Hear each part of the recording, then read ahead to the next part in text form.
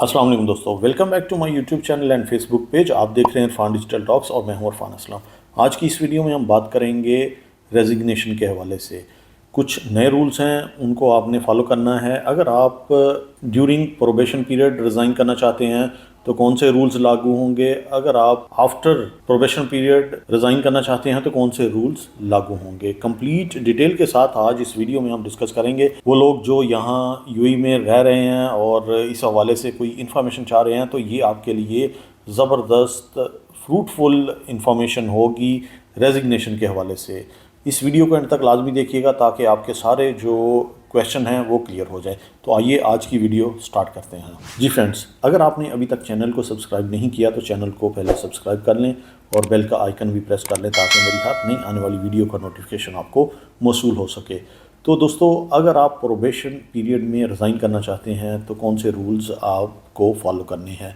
सबसे पहले ये जानना ज़रूरी है कि आपका प्रोबेशन पीरियड है कितने टाइम का। किसी का 3 मंथ का होता है, किसी का 6 मंथ का होता है, तो ये वेरी करता है कंपनी टू कंपनी। आपने अब सबसे पहले अपने लेबर एग्रीमेंट को चेक करना है कि आपके लेबर एग्रीमेंट में प्रोबेशन पीरियड और इसके अलावा आपका रेजिग्नेशन नोटिस पीरियड ये कितनी ड्यूरेशन का मेंशन है। आपका जो प्रोबेशन पीरियड है वो 3 मंथ का भी हो सकता है, 6 मंथ का भी हो सकता है। इसके अलावा आपका जो रेजिग्नेशन या नोटिस पीरियड के जो डेज हैं वो 30 भी हो सकते हैं, 60 भी हो सकते हैं, 90 भी हो सकते हैं। ये आपने ज़हन में रखना है। इसके ऊपर बेस करता है आपका सारा रेजिग्नेशन का मामला। अगर आप ड्यूरिंग प्रोबेशन पीरियड रिज़ाइन करना चाहते हैं तो आपको 1 मंथ नोटिस सर्व करना होगा आपको अपनी कंपनी को। अगर आप नया एम्प्लॉयर ज्वाइन करना चाहते हैं, आपको कोई अच्छी जॉब मिल गई है, आप जॉब स्विच करना चाहते हैं, एक अच्छी अपॉर्चुनिटी या अच्छी सैलरी की जॉब मिल गई है, तो आप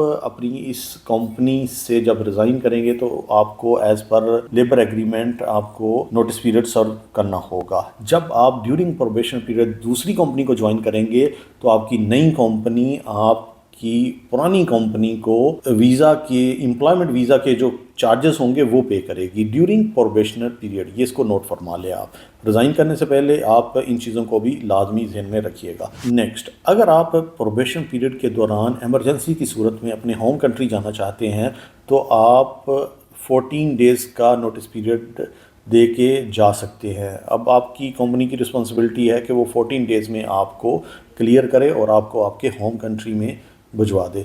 अब यहाँ पे एक और चीज़ का ख़ास ख्याल रखिएगा कि अगर आप अपने होम कंट्री जा रहे हैं ड्यूरिंग प्रोबेशन पीरियड तो आप कम से कम 3 माह तक यहाँ आके जॉब नहीं कर सकते। आप यहाँ पे आ सकते हैं विज़िट पे, लेकिन अगर आपने जॉब करनी है तो देन आपकी नई कंपनी आपकी पुरानी कंपनी को आपके एम्प्लॉयमेंट वीज़ा के जो चार्जेस हैं वो पे करेगी। अब आपने खुद सोचना है कि आपने अब 3 माह के बाद अपने होम कंट्री से वापस आना है या पहले आना है। ये चीज़ें आपको देख सोच के फिर अपना नेक्स्ट जो भी स्टेप है वो आपने उठाना है। ये तो हो गया प्रोबेशन पीरियड के हवाले से। अब अगर आपकी एम्प्लॉयमेंट की जो ड्यूरेशन है वो 1 साल हो गई है, 2 साल, 4 साल, 5 साल या 10 साल, जितने साल भी आपने काम कर लिया है, अब फॉर एग्ज़ाम्पल आप रिज़ाइन करते हैं तो आपने resign as per labour agreement ही करना है। आपका जितना मंथ का या जितने डेज़ का वहाँ पे नोटिस पीरियड लिखा है तो उतने ही डेज़ का आपको सर्व करना होगा आपकी कंपनी को। जब आप ये अपना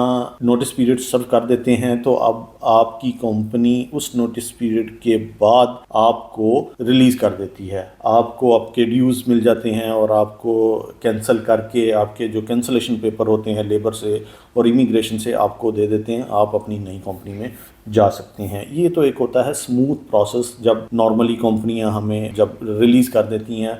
अब यहाँ पे एक और सिनेरियो है, आपने अपना जो रेजिग्नेशन का नोटिस पीरियड था वो सर्व कर दिया है एज़ पर लेबर एग्रीमेंट, 1 माह का या 2 माह का। अब 2 माह या 1 माह के नोटिस पीरियड के बाद अब आपकी कंपनी की रिस्पॉन्सिबिलिटी है कि वो आपके ड्यूज़ को क्लियर करे और आपको कैंसलेशन पेपर आपके हाथ में दे ताकि आप अपनी जो नेक्स्ट जो भी आपकी जॉब है या आपने मूव होना है तो आप आसानी से वो स्विच कर सकें एक जॉब से दूसरी जॉब में।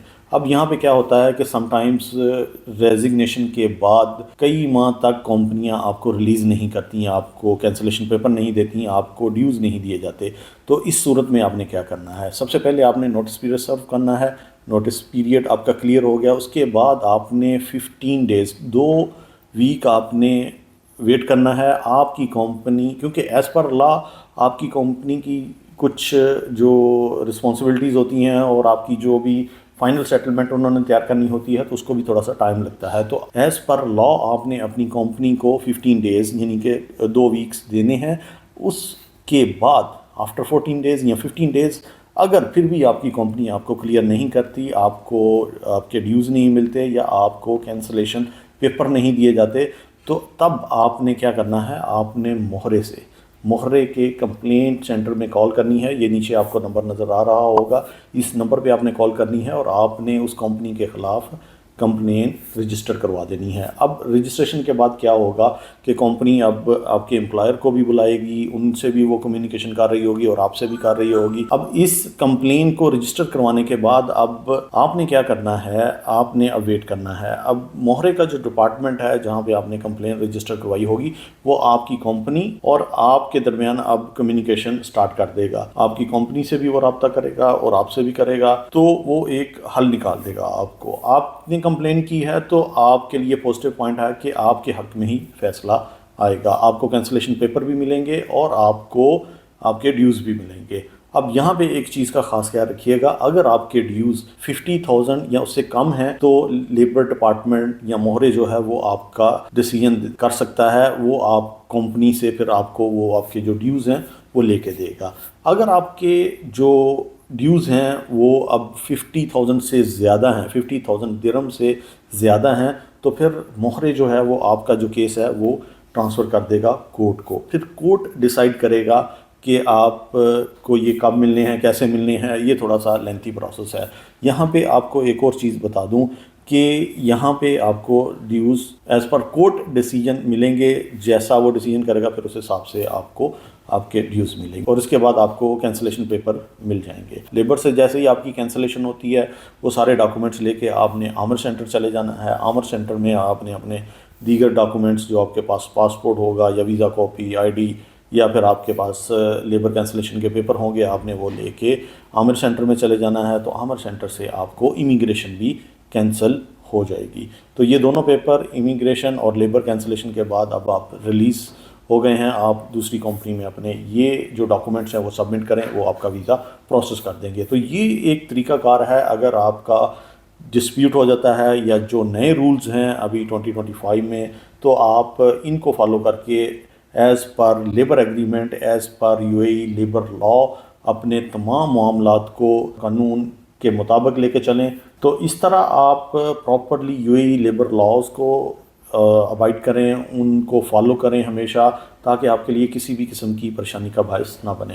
तो दोस्तों, ये थी आज की वीडियो। ऐसी ही इंफॉर्मेटिव वीडियोस को देखने के लिए चैनल को सब्सक्राइब कर लें, बेल का आइकन लाजमी प्रेस करें, क्योंकि मैं ऐसी ही इंफॉर्मेटिव वीडियोस आप लोगों के लिए बनाता रहता हूँ।